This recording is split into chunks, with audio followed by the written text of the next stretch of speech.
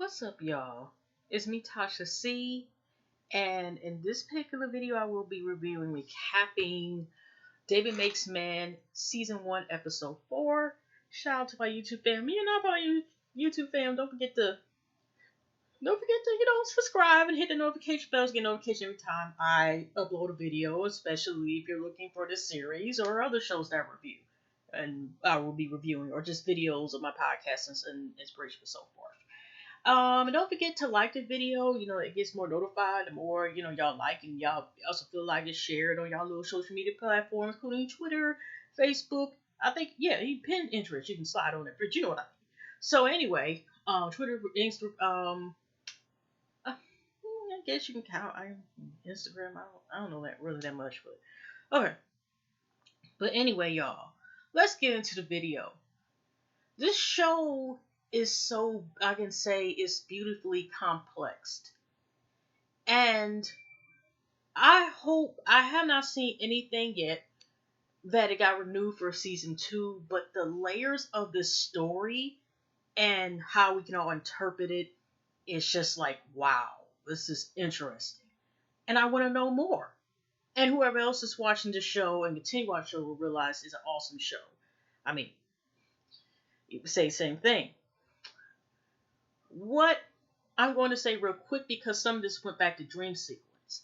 I know I'm ranting a little bit before I go into film, but if y'all pay attention to the intro, even the intro, even though it's like probably 30 seconds at the most, and you have these beautiful effects as usual, it's also in a dream sequence where we're kind of almost like seeing what's in David's head or interpretation or whatever. He's in the water. It's a dream sequence.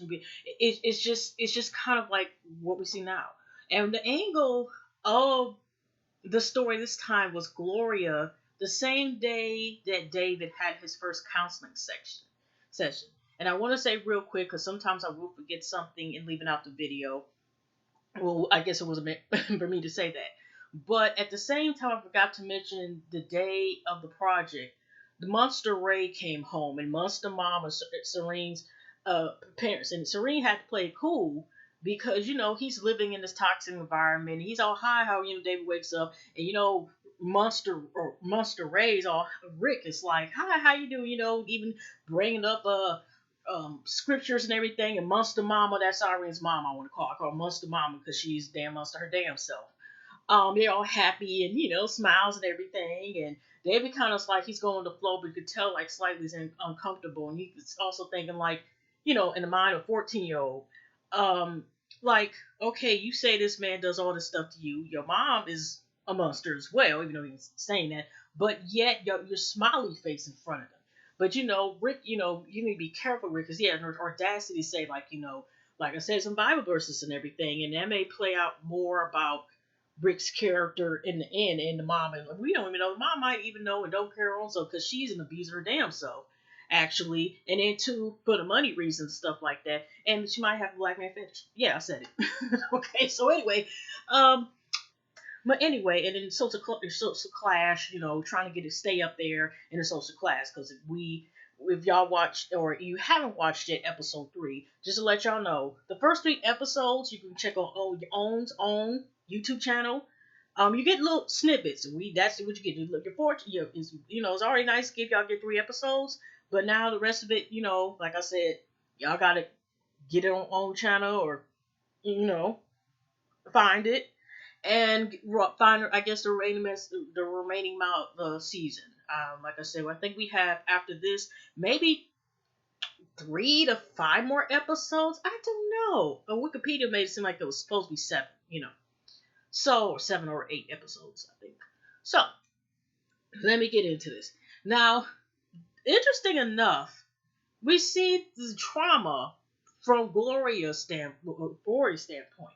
Just like David has these dream sequences and traumatization, which, like I said, it could be post, PTSD. The mom possibly might have it as well. Not to say that condition is more common than what you think, but I've heard honestly before becoming older, always used to hear that more so with people who served in the war, such as Vietnam serving wars, how they had that.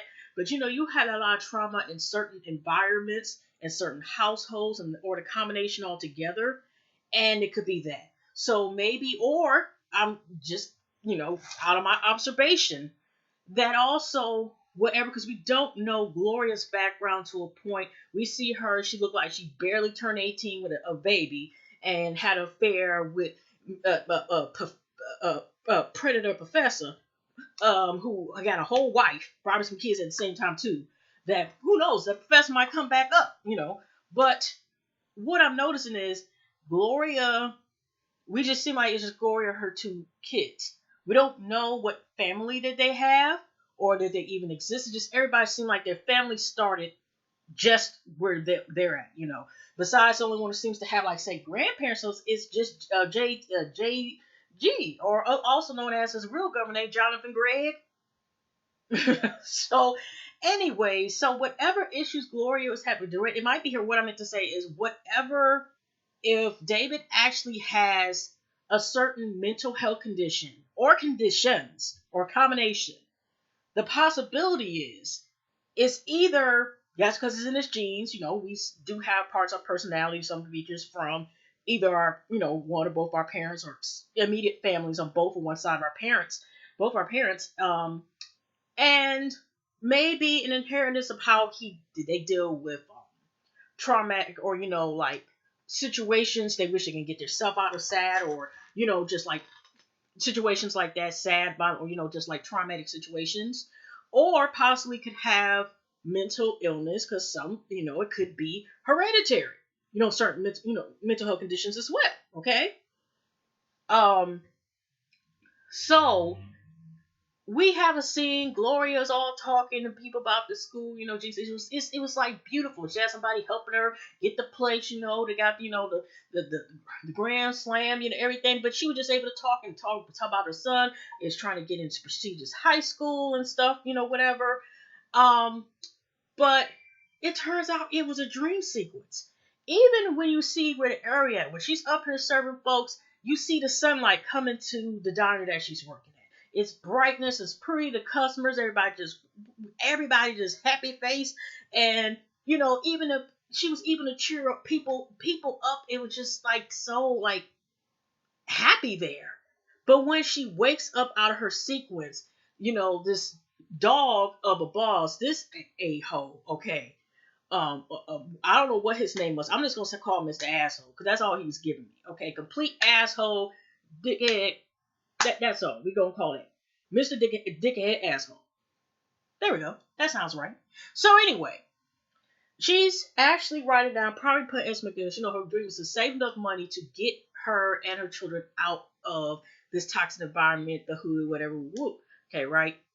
And because she had it on a notepad or whatever, and remember, she, studies and reads and everything else because, she loved the school too. So that seems to be hereditary. Like David is in love with, it seems like, I'm not going to say like school itself, but learning, being probably a lifelong learning and learning certain stuff, being observant and the philosophies or whatever he specializes in. He seems to pick it up from his mom a little bit. I mean, I know that's just my opinion, but we'll see that a little later on. So, but she's in, the a-hole owner, manager, whatever the heck he is, Mr. A-hole. I'm gonna just call him A-hole. That ain't even nice to call him Mister. That's to being too nice. And he tell her she already got to start her shift, and she like, oh, I got 5 more minutes, And he like, well, I don't care. The waitresses, she the only waitress on staff, there. So she got to do double the work and blah, blah, blah. So even when the day's going, I could have sworn you didn't see the beautiful sunlight at that time. If it was sunlight, the mood was so gloomy that even if it was sun coming out into the windows of the big place, you didn't see them or was recognized, or it was still gloomy, even though she made customers smile, even though they had to wait because she's the only person, doing 5 people's jobs. And the first manager got on her because she is really trying to go for the assistant manager position. But in her first dream sequence, she got position and she was happy, and the guy made it seem like he was a really cool person. But like I said, it was gloomy. It's like saying in her break, even though she's backroom area and they did have lights, they were not bright as this. It's kind of like the white light, but it's gloominess kind of back there, area type of thing in the back. So she's up to doing that, and the boss already checked her because she called her sassy because she cheered a customer who was, seemed to be mad about it was taking forever, but she was like, "Oh, good, you got your coffee, black stroll. Like I like that." But she made the customer smile, so it diffused the situation with the customer complaining, or not come back and tell other people, possible potential customers, not to go there. So, but she made her laugh. But a hole was like, I don't that's sass whatever. So let's fast forward right before this scene happens. I think I remember that she ends up again. She's talking. Her Aho wants to talk to her in the back. Okay, a little time would pass by. She's getting, asking about the assistant manager position, but already thing is supposedly because she's been there only a year or something, and then other people are working on, also going forward, and then he tries to incorporate, but she was like, okay, but I've been, reading, books and stuff, the business syllabus stuff, like I said, she's a reader and stuff, you know what I mean, just like one of the customers, I think that liked her, whatever. She gave him the book It, which is interesting because she is dealing with a evil ass clown that she actually was working for. I find that's pretty interesting. I mean, I seen bits and pieces of It when I was a kid on Channel 7, ABC. I didn't see that in real life. I ain't seen the remake, nothing.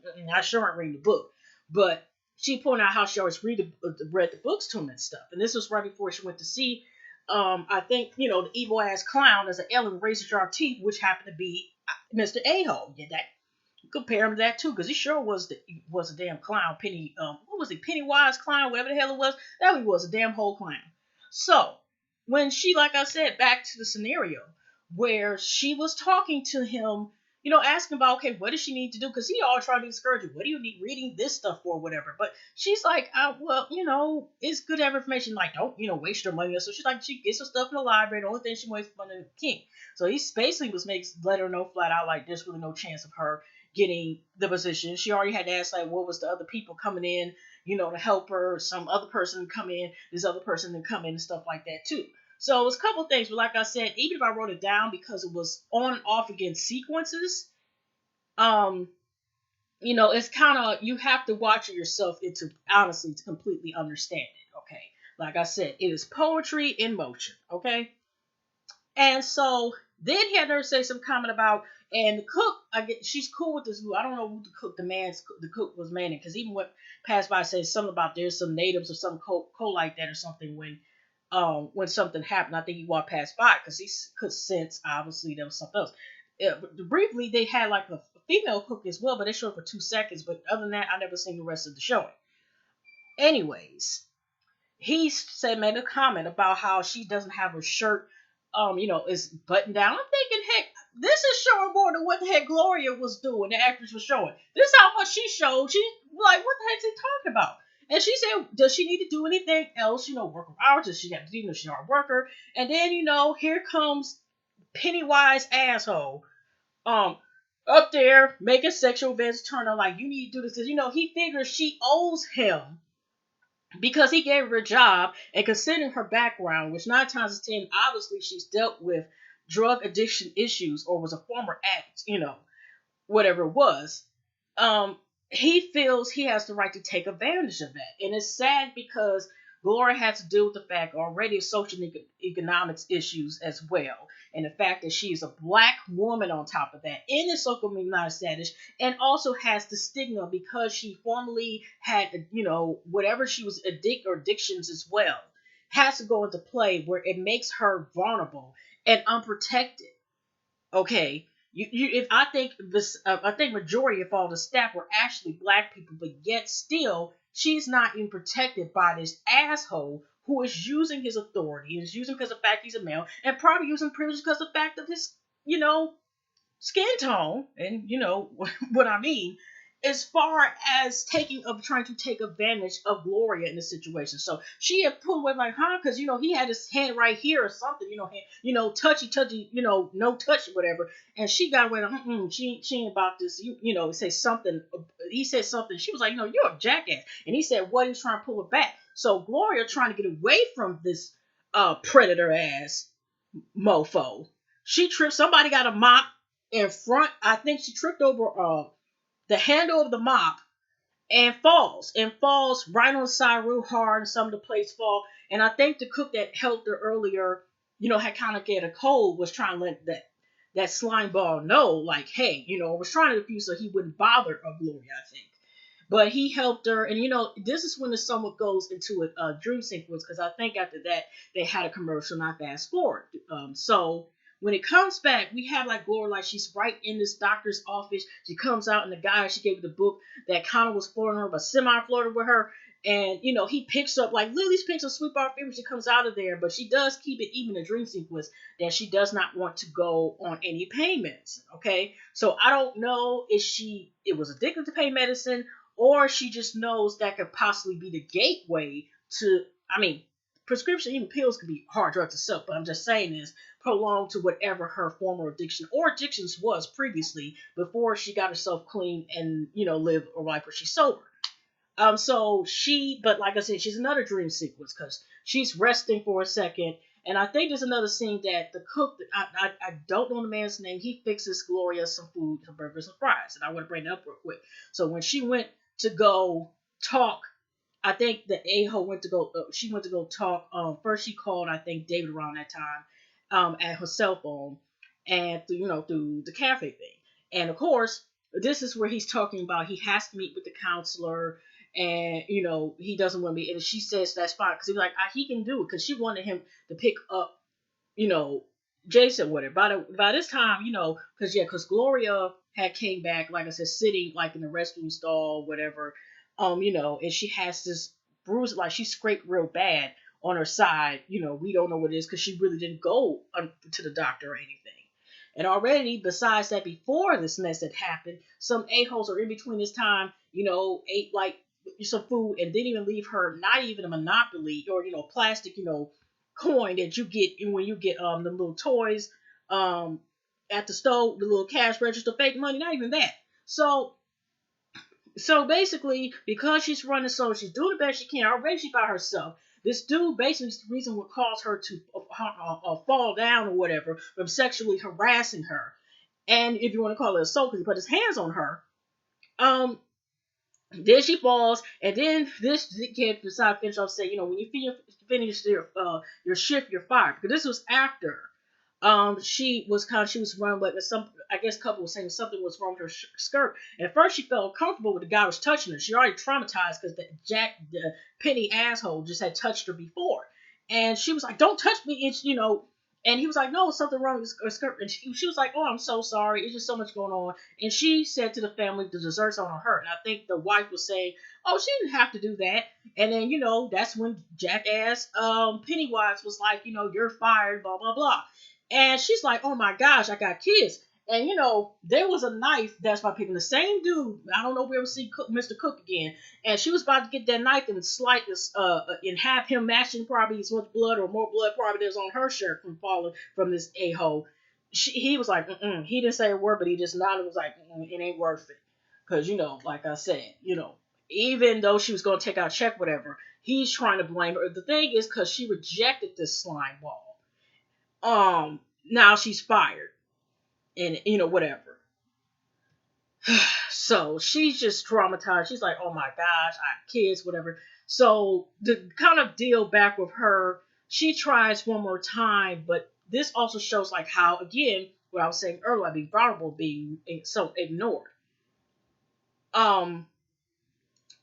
She is like, she sees Pennywise asshole outside, but she's like, maybe about, I don't know, like he's at the beginning of the restaurant, and she's trying to say something to him, but not exactly near him, but she's able to see him.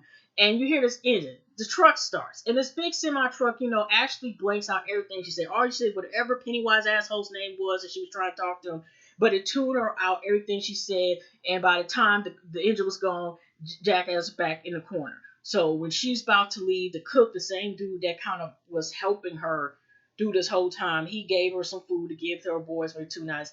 And she was like, I cooked, but he's like, you know what, call me. Even though food, he still is going to look out for her because, they have a bond. I don't know, it's like a big brother, like little sister type of thing, whatever, but it's kind of like he want to make sure she's okay, or Lucas or next, I don't know.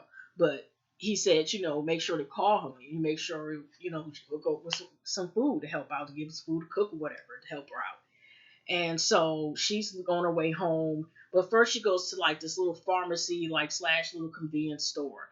And she's getting some icy hot and all this stuff or whatever. And she's trying to even avoid not, see the leaves and stuff. But, she's in one line. Take it too long. She sees this one guy by himself. And she was like, oh, I'm going to be late. Because she's trying to find a way to jet. Now about to take JG in time. Okay, I guess to get him from school, whatever. Elijah, she tried to call Elijah before all this happened. Before Pennywise a-hole fired her, and he can't make it. That person, excuse me, I had to get the pronouns correctly. I'm just saying, Elijah decided to be in a masculine form at that time because, like I said, we're in information. Elijah identifies as like, I think, non-binary or a queer gender. When I was just reading the articles and stuff, and Mix Elijah, Miss is actually spelled MX, and sometimes go by Elijah or they go by Miss Elijah. But Elijah went by Elijah, where their hair is just braided back, the braids just braided back and dressed down, where to appear more masculine, appear as they are the uncle to Starry. Then they got a fake passport. I don't know where Starry originally come from. They're trying to get Starry. Elijah's trying to get Starry to get like some benefits for the Job Corps, and the guy's like, "Oh, this pass, blah blah blah." I was about to ask questions, and then the social worker or whoever the Job Corps person was like, "Okay, this is fake." Elijah tries to plead like, "Hey, we need help, like help. Well, why not give a chance? Here go the person, whoever it was, like he like, oh, I ain't like y'all, blah blah." Elijah got mad and like, you know what, let's go. So he did, he basically turned out Elijah and Starry. Elijah got mad and they just go home. So on the way there, it seemed like everything that's happening was now everybody's coming like, it's after school time, maybe 3 to 4, wherever the heck it is, 4 to 5 around this time. Because before, going back, I forgot to mention, when Gloria went to go pay for her stuff, she managed to talk to the pharmacist. It's this dude like, "Hi, are you okay? You're bleeding." You can see the blood, and she's trying to say it's Heinz ketchup, basically, to defuse the situation. And he's like, "Are you sure? Are you sure you don't want nothing? Are you sure? You know what I mean?" And she's like, "No, I'm fine." And then he was like, "This, you know what? We got." I don't know what the heck he said was a payment of at least 800 and up for a small free. Here's my business card. Follow me on Instagram. I mean, darn near he just said that. I'm like, okay, Greg, Mr. Greg, whatever his name was, like, okay, shoot. So then they talk about hot stuff too, because in most cases, I mean, if y'all have surgeries or stuff like that, they try to not give you anything damn near, even if it's a pharmacy and you're getting someone who can prescribe a doctor to prescribe you medicine. They try to sometimes nowadays give you nothing past 500 if they can. They don't even want to get you no damn past no 800 in rare cases, but I haven't seen that in a long time. Okay, so anyways, she like, I'm good, because. But he's like, if you ever change your mind. So we got Gloria, still limping back or whatever, and she has 2 boys. Where's KG? KG, you see a fire look like a smoke signal session or something. And you got this woman imagine like, damn, you get from the bushes. And KG was hiding in the bushes. And it turned out, because David ain't there yet to take care of it. And you know how David's been trying to hide that KG has been bedwetting. I don't know how, still wet in the bed. And here you got the woman, imagine, it's always some people, the loudest should be the last one to say a talk. Because they be the main ones talking about the same stuff they do in their damn self, or they complain or against and want to start all the stuff, and you meantime are as same persons or do the same stuff. I'm about to tell you why in maybe about a minute or less. So she all trying to confront Gloria about it. Gloria's like, what? And she like, you calm that boy. You need to send us with me. PTA, blah, blah, almost burn up the blah. Now, I can say be concerned that, he was about to, possibly burn the apartments down and they're able to stop it. But she just still kept on like trying to check Gloria and stuff. She's like, you know what, Kate, we gonna have to talk about blah. So she goes upstairs and the heifer's still rah. Like you need to blah blah this and this. And she just like, you know what, you take care of the sheets then whatever my I'm about to go upstairs, whatever. You could clearly tell Gloria is limping and all this stuff. So she just had one of them hell of a days where everything damn near seems to go wrong. Okay. And so she's just going up the stairs. And, even the little girl, still Mrs. I'm going to, call her Scrappy. Because that's how she sounded like. And and the little, even when the little girls, because, Scrappy didn't understand Glory telling, okay, you take care of it then. And she like, what she say to me? Little girl like, well, you heard her. She said you can take care of it. And then Elijah pulls up, and she got some smart even to say him to Elijah, oh, you want to dress like this today? Oh, okay, blah blah blah, blah, blah, blah, whatever, right? And Elijah was like, you need to stop, cause everybody, some people are asking this, she still want to keep barking, whatever, right? And then she's still like, but still, you need my blah blah blah, and he's like this. Oh my gosh, I'm sorry. I'm gonna leave it in there. But I'm just saying Elijah is, dressing in a masculine form, but okay, I'll just be safe with that one. They put their hands. Elijah put their hands on Miss Barky Bark, Miss Hatcher, whatever it is, hot ass Miss, whatever, bark, and let her know, like, you know what? The pins aren't recyclable, and you need that, and that's when she shut up, because she up here knowing she getting the discount D pins and up there, and has needs the pins, and you up here have all this stuff to say. I think she was the manager or something or whatever, but the point was how she kept like running her mouth and had stuff to say about Elijah and talk about Elijah because Elijah decided to dress masculine and talk about because of what they decided to do. And Elijah had to remind Bark that you don't need to be talking because you, like I said, you got the pin, so you got some accidents on yourself too, basically. And then she shut up. So, they went upstairs, and I think Gloria had some bags or something in her hand, and they fell. And Elijah went past it, and they said, "Oh, I'm so sorry, whatever." And they went in, because they stayed exactly next door. Elijah stayed right next door to Gloria and her two sons. And Gloria by that time was kind of said, so she was just telling Elijah at that moment, like, I'm sick of it, like I'm gonna stop calling you right now. I'm done with this boy. Help me with this stuff. You can tell it's tense. So David's on his way back, and Ray, which I wanted to say real quick is, like I said, you don't know the background. I see Ray in that area, but they haven't showed yet. I mean, Sky was his father, and this time surprisingly, Sky was not present at all in this episode. Um, Ray seems to be more so like, I don't know if Ray got in the game because after his father's killed. I'm starting to wonder the Uncle Terrible Ty, whatever his name is, did it. Has something to do with the setup, because I don't know, Ray wanted I don't know, Ray wanted Sky wanted Ray to be in that position, and especially now how he's trying to put David into it or whatever, or like coerce him into being in that position. It seems like even the uncle, I know if Sky was alive, it seems like, I don't know what's also his relationship with, if he had a relationship, or if he helped it, Gloria, or if they were, is platonic, not platonic, I don't know what it was. But it just seems like, I know if his father was still alive, like I said, we see Ray around there, but Ray's around there, yeah, he doing his D-boy stuff, whatever.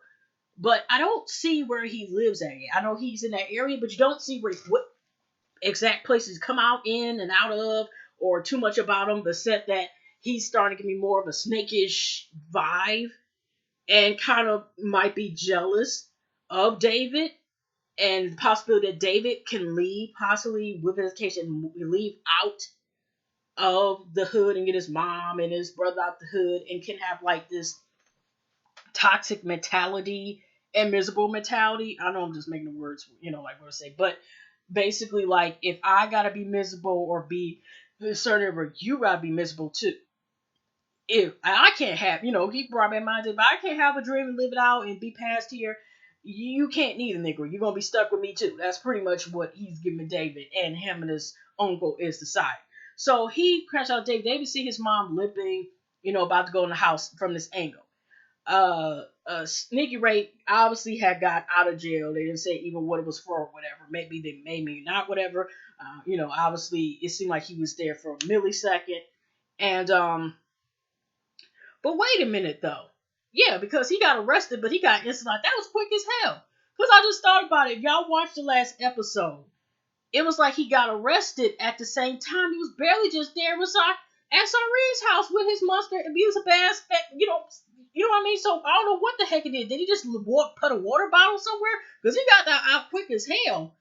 Not even the whole 24 hours out of there the way it looks from this angle. But anyways, he's basically checking David, like, you were supposed to be back a certain amount of time, blah, blah, blah. He was like, oh, school. You been in school old David let him know, like, okay, I ain't got to report to you, whatever.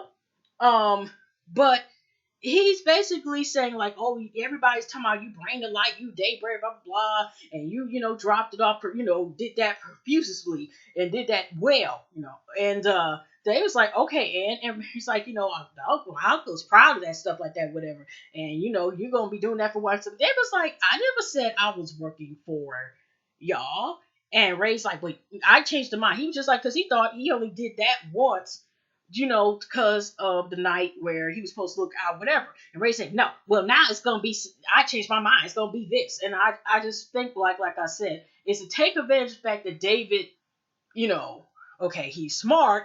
And I guess it's able to count as far as being street smart. But also, you could take away, make profit off him. And also take away, like, his dream. Because his dad, like I said, Sky really looked at David like he was, the possibilities for him was the sky. And what I mean by that is he's seen more because, if y'all watched all the first episodes, especially the first episode and a little beginning of the second episode, it seemed like Ray, what this seemed like his character is, it seems more if it's jealousy and greed, like towards David, and it's like, basically my dad can't protect you anymore, and all this, you think you're gonna get away from this neighborhood without saying those words, but just the way how he's putting David in these circumstances, and it just, okay. So Dave, because that's what we're gonna try to say, Dave was like, okay, whatever, and then Ray gonna say comment like, hope your mom gets better or something, or tell us that hi with a smile face, whatever, and David walks off. When David goes upstairs, Gloria is like, what is this, what is this about this, how is it going on? David explains, you already have enough on your plate, and I just didn't want to thing.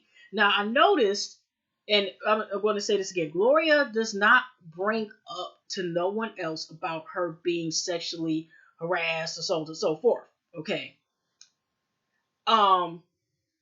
She just said she was fired from her job. This has happened. She had failed, blah, blah, blah. But she going to go for the unemployment barber. She going to get herself a real job. Don't worry about nothing, blah, blah, blah. And, David's already looking worried. So we don't know if that's going to be temptation, especially him during her being coerced into this world of madness anyway, that he may start doing that more so, or he feels obligated to keep being a man or being forced to be a man. And also, too, it was a brown paper bag, and there was toys in it, that KG had opened up. And David says, like, wait a minute, Mom, you got, and she was like, let him be a kid. And it's sad because David is still a kid. But a lot of us, and I said this all, even though he's a child as well, and that's been, going on for a very long time, how kids are not even allowed to be kids. Like, some of them, the last time kids were 6 or 7 years old, I'm not trying to be funny, but it's just a shame how he even is looked at, where he has to be forced. David makes man. David has to force himself to be the man, even though he's still a child. 14 is nowhere still as a grown-ass man, or even man, okay? So, she gets these toys, for him, KG, whatever. Later on, here's like the third dream sequence. It was another dream sequence I remember when she first was about to cuss out the pharmacist for even offering her that deal. But she, was calm and didn't say anything like that. But again, it was another one of her dream sequences. And, Elijah, it was Miss Elijah. Elijah come in already, like, dialed up and everything, like ready for the ball. RuPaul drag space and everything. That's how Elijah was ready. And back in the day, I guess, Glory and Elijah used to hang out and stuff together with woo woo. So we actually see a dream because before, Glory was, scraping her money together, kind of, I guess, trying to put the money that she saved or she had what she used for bills, or scraping together what she can as far as what she had on her. But like I said, her first response, not only did she supposedly went with Elijah, her star Elijah went, they Went to the ball. It was closed. Then they started to make this whole dream sequence. I don't know what the song was, but if somebody could tell me what that song was that Gloria was lip singing. But she decided to lip sing, and it was just like a dream sequence. And then Elijah points out, like, "Hey, Gloria, you're doing the same thing David does." Yeah, David got that from his mom. What is going on?